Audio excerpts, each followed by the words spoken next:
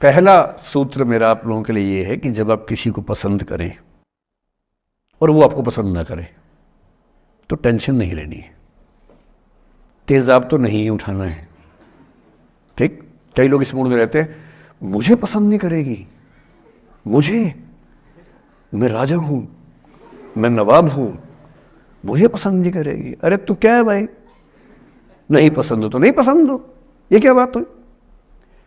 सबसे पहले अपने अंदर से लोकतांत्रिक बनिए, डेमोक्रेटिक बनिए। जैसे आपको हक है किसी व्यक्ति को पसंद करने का, उसको भी हक है किसी को पसंद या नापसंद करने का। यदि कोई ऐसा व्यक्ति जिसको आप पसंद नहीं करते वो आपको प्रपोज करे तो आप उसको मना ही तो करेंगे। बस मना इज्जत से कीजिए, किसी को बेआबरू करके मत भेजिए। ये नहीं कि अच्छा तुम शीशा देखा है कभी, रुको आईना मेरी जेब में लो, ऐसे नहीं करना है। बड़े बेआबरू होकर तेरे कूचे से हम निकले, वो वाला भाव जो गालिब को आया था वो भाव नहीं आना चाहिए। अगर कोई आपको कभी प्रपोज करे, आप लोगों की उम्र है, ये सब चलता ही होगा आप लोगों के बीच में, मैं आपके टीचर से सामने बोल रहा हूँ लेकिन मैं ऐसा ही हूँ, मैं जानता हूँ कि आपकी उम्र में से होता होगा, सब जानते हैं तो होता ही होगा। कभी किसी से ये उम्मीद मत करना कि वो आपको पसंद करे ही करे। यदि कोई रिजेक्ट करे, बस हाँ रिजेक्ट थोड़ा प्यार से होना चाहिए, बदतमीजी से नहीं होना चाहिए। उसके अधिकारों का उतना ही सम्मान कर रहे हैं जितना आप अपने अधिकार का सम्मान करते हैं कि ठीक है भाई आपको मैं पसंद नहीं, कोई बात नहीं, तू नहीं कोई और सही, कोई और नहीं कोई और सही, बहुत लंबी है जमी मिलेंगे लाख हंसी, इस जमाने में सनम तू अकेली तो नहीं। कितने लोग हैं दुनिया में, ऐसा क्या है? और मैंने बहुत प्यारे प्यारे बच्चों को देखा रोते बिलखते हुए कि मैंने उसको प्रपोज किया, उसने मुझे मना कर दिया। अंकल, छोटे छोटे बच्चे आजकल मुझे लव गुरु मानते हैं अपने आसपास, वो मेरे पास आके ऐसी ऐसी बातें बताते हैं बड़ी क्यूट तोतली आवाज़ में, मैंने उसको प्रपोज किया, उसने मुझे ऐसे वाली आवाज़ में एकदम रोते बिलखते हुए। तो मैं बोलता हूँ बधाई हो बहुत बहुत तुम्हें, कॉन्ग्रेचुलेशन। मैंने अपनी ज़िंदगी में ऐसे 50 मामले देखे और 50 में से कम 49 मामले में जब कहीं दिल नहीं लगा, बाद में उससे बेहतर ही व्यक्ति मिला। अगर कभी ऐसा हो ना, मन ही मन में बधाई देना अपने आप को कि बच गया। हाँ बोल देता तो फंस जाती, हाँ बोल देते तो मर जाता। और मन में भाव वही रखना है, तो नहीं कोई और सही बात है, स्ट्रेस नहीं लेना है। मैं जानता हूं कि आपकी उम्र में आसान नहीं होता, आपको रात रात भर सपने आएंगे, बेचैनी होगी, करवटें बदलते रहे सारी रात हम, आपकी कसम आपकी कसम, ये सब ड्रामा होता है, ये फिल्मी गीत है। मुझे गीत कविता इतना याद है कि मुझे हर बात में वही दिमाग में आता है, मैं क्या करूं। ये होता है आपकी उम्र में, पर वो भी एक फेज़ है। अगर ये फेज़ नहीं जिया तो भी क्या जीवन जिया। कभी कभी बेचैनी भी तो होनी चाहिए, वरना ज़िंदगी में मज़ा क्या है। अगर हर चीज़ लिनियर है, हर चीज़ फॉर्मुलाइज है, फिर मज़ा क्या है ज़िंदगी में। ये उठापटक, ये बेचैनी, ये घबराहट, ये तनाव, संतरास भी तो होना चाहिए कभी कभी ज़िंदगी में। इससे बुरी स्थिति तब होती है जब आप किसी रिलेशनशिप में हैं और वहाँ ब्रेकअप हो जाए, ये भी होता है। देखिए, मैं आपको बड़ी खरी खोटी सुनाने के मूड में हूँ। जिस तरह का प्रेम आप लोगों की पीढ़ी में होता है, मैं ये नहीं कह रहा कि आपकी पीढ़ी ख़राब है, हर पीढ़ी ऐसी होती है, बस ये कि आपकी पीढ़ी को सुविधाएं ज़्यादा मिल गई हैं। हमारी पीढ़ी में ना चिट्ठी लिख के भेजनी पड़ती थी, बड़ा रिस्क होता था।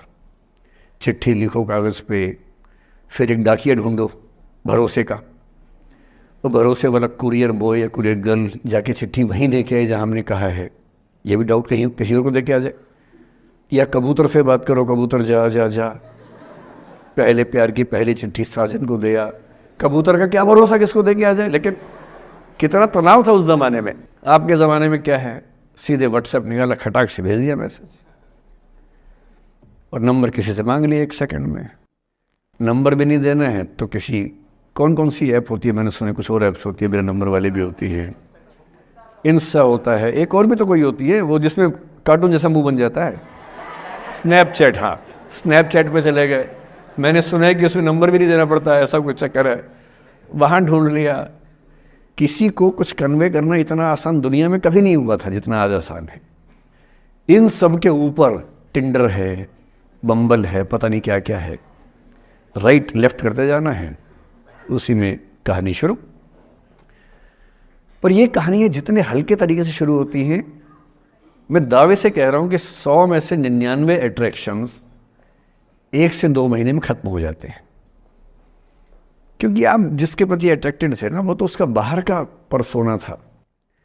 जहाँ परिचय गहरा होता है, असलियत सामने आ जाती है, और जब असलियत सामने आती है, झेलना बड़ा मुश्किल होता है। आपके सपने टूट जाते हैं। आप जिस छवि पे दीवाने हुए थे, वो छवि तो सिर्फ छवि थी, वो तो इंसान नहीं था वैसा। 99% केसेस में मेरा ख्याल है कि अट्रैक्शन 1-2 महीने में समाप्त होता है। उसके बाद तो एक बोझ है जो आप ढो रहे हैं। कभी कभी होता है कि दोनों का खत्म हुआ तो बात आसान है, कभी कभी किसी एक का खत्म होता है, एक का नहीं होता है, वहाँ मामला मुश्किल हो जाता है। तो ऐसा हो सकता है आपके जीवन में कि दूसरा साथी आपका ये कहे कि भैया देखो, मैं तुम्हारे साथ कुछ महीने से हूँ, पर मुझे अब अच्छा नहीं लग रहा, मैं ब्रेकअप करना चाहता हूँ।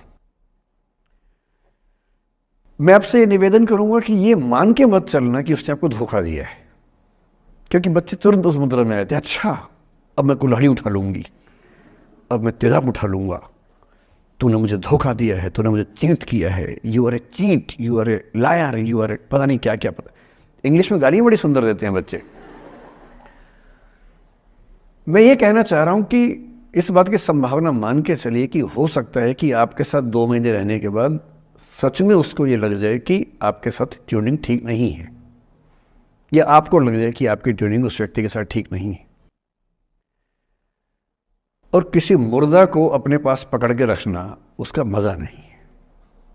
आप किसी को बांध तो लेंगे, पर जब उसका दिल आपके पास है ही नहीं, दिल विहीन लाश अपने पास टिका के रखना, एक मुर्दे को बांध के रखना, इससे बेहतर है जाने दो। बांधना नहीं, बांधते वो हैं जिनमें असुरक्षा बहुत ज़्यादा होती है।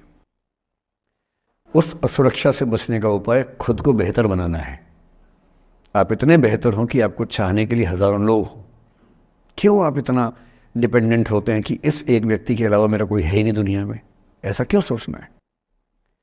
और ऐसे ही मामले में ये करना है वो अफसाना जिसे अंजाम तक लाना ना हो मुमकिन, उसे एक खूबसूरत मोड़ देकर छोड़ना अच्छा। और ये खूबसूरत मोड़ कैसे होगा? अगर कोई जाना चाह रहा है तो आपके पास 3 ऑप्शंस हैं। एक, ना उसको अच्छे से बात करे, ना ख़राब से बात करे, न्यूट्रल होके जाने दे। एक, उसको धमकी दे, बर्बाद कर दूंगा, छोड़ूंगा नहीं, तो निकल के देख घर से, तेरे एड्रेस पता करवा लूँगा, मेरे साथ 50 दोस्त हैं, मेरे सारे आवारा हैं, सारे बेरोज़गार हैं, सारे कुंठित लोग हैं, सारे गुंडे मवाली हैं, उनका धंधा यही है, तेरे पीछे छोड़ दूंगा सबको। एक ही तरीका है। और तीसरा ये कि ठीक है यार, ऑल द बेस्ट, जा सिमरन जा, जी ले अपनी ज़िंदगी।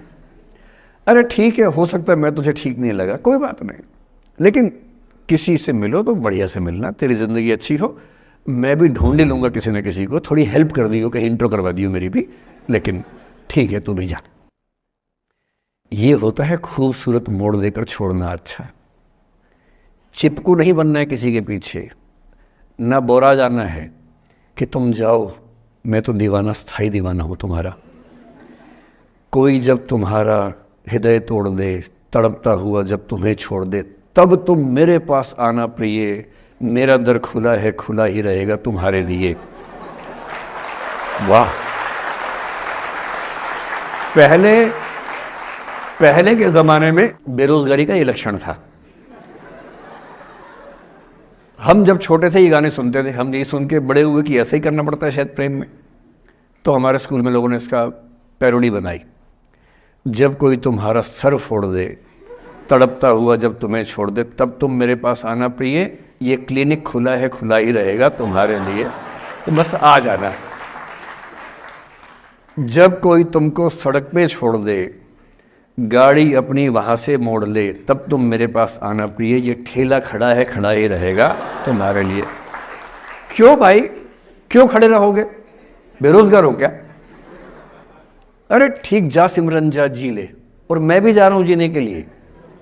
ये दीवाना नहीं बनना है कि तुम मतलब मुझे ना चाहो तो कोई बात नहीं, किसी और को चाहोगी तो मुश्किल होगी। अजीब हाल है यार। तुम ठेकेदार हो कि तेरा ठेका मेरे पास है, नहीं तो किसी के पास नहीं है। अजीब हाल है। अरे ठीक है भाई, उसकी ज़िंदगी है, जीने दो उसको। क्यों किसी की ज़िंदगी में इतना हावी होने का प्रयास करना है? जब आप नहीं चाहते कि आपकी ज़िंदगी में कोई हावी हो, आप क्यों किसी की ज़िंदगी में इतने हावी होंगे? और जब बहुत दर्द हो ना, हमेशा दूसरे के पर्सपेक्टिव से भी सोच के देखिए कि उसको ऐसा क्यों करना पड़ा। क्या पता कोई मजबूरी हो, कभी कभी होती है। मैं बुद्ध की मजबूरी सोच के परेशान होता हूँ कई बार, और फिर मैं सोचता हूँ कि काश यशोधरा जैसा व्यक्तित्व सबका होता।